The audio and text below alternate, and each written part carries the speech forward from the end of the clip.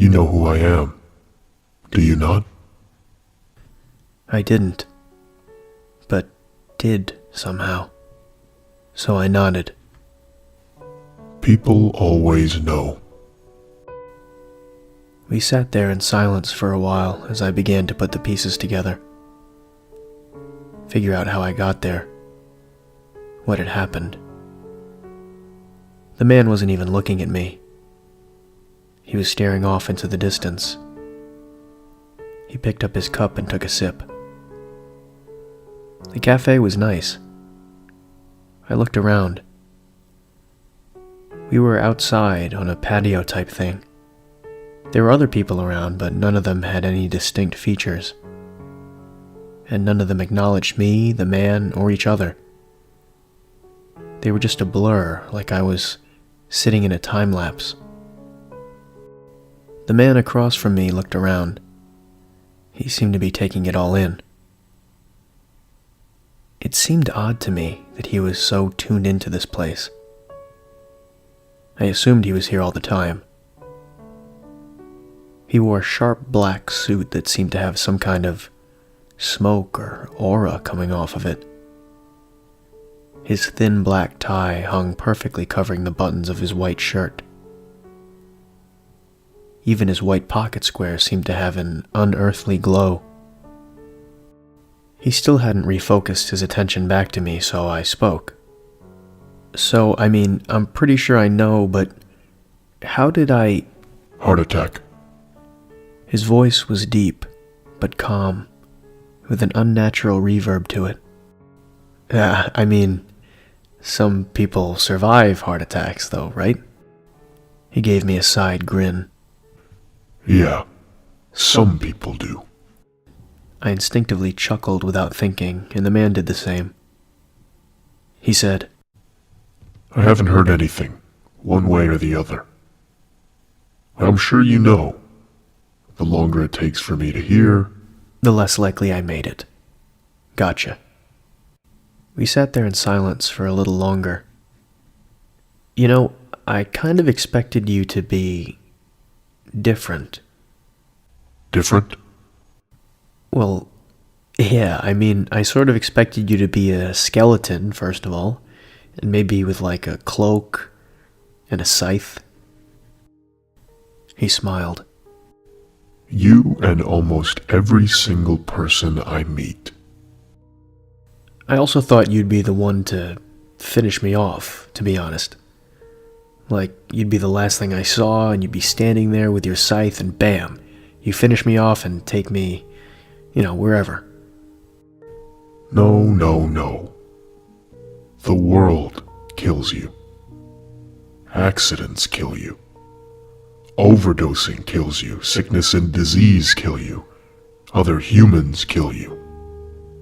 I don't kill you. But, you get why I thought that, right? You're death. He chuckled again. Death plays less of a role in dying than you think it does. I'm really just the doorman. The doorman to what? To wherever you go next. That isn't for me to decide. I just get a message on where to lead you, and that's where we go. Whether that's up or down or left or right, or back home, for the people who end up with a little more time. Huh. That's interesting. I looked at him and saw his focus already drifting off to his surroundings once again. So, you think I'll make it? He shrugged. Can't say. I've seen your medical history. You're healthy, in shape. A few chronic health issues that would have started to show themselves in a few years, probably. The biggest indicator was your family's history of heart disease. But again, either way I don't know for sure. Depends on a lot of factors. Like where it happened, for instance. I'm pretty sure it happened on my way home from work. I think I was actually in my driveway. Jeez, my wife. She was probably freaking out. I hate that she had to go through that.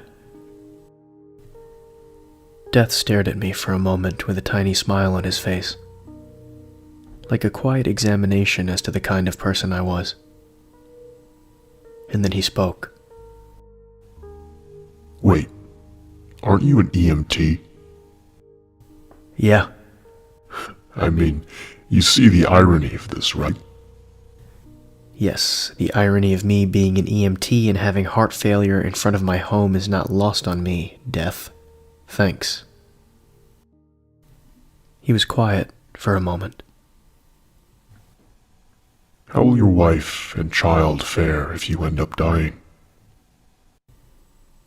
I think she'll be okay. Financially, anyway. I left them enough. My kid growing up without a father, though, that's rough. I wanted to be there for both of them. Her brother and his wife live close. They'll keep an eye on them, but I felt my eyes start to well up a bit, but pushed the feelings back. It's the first time that I've had these feelings since I got here. I had been relatively calm. Yeah, I mean, they should be okay. He kept his gaze on me for another second before averting his gaze once again to the surroundings. You know, I was just thinking the other day about all the stuff I should have done. The places I should have gone. I just always thought I'd have more time. Death slowly turned to look at me. There's always more time.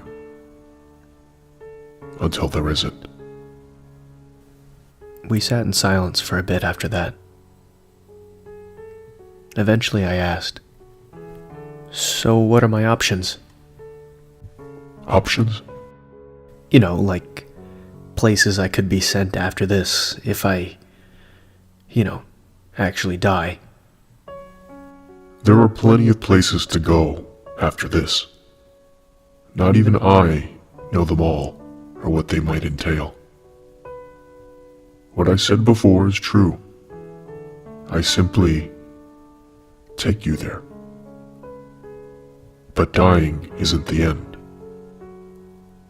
All humans get there eventually, but it isn't the end. All of a sudden I heard a buzzing sound.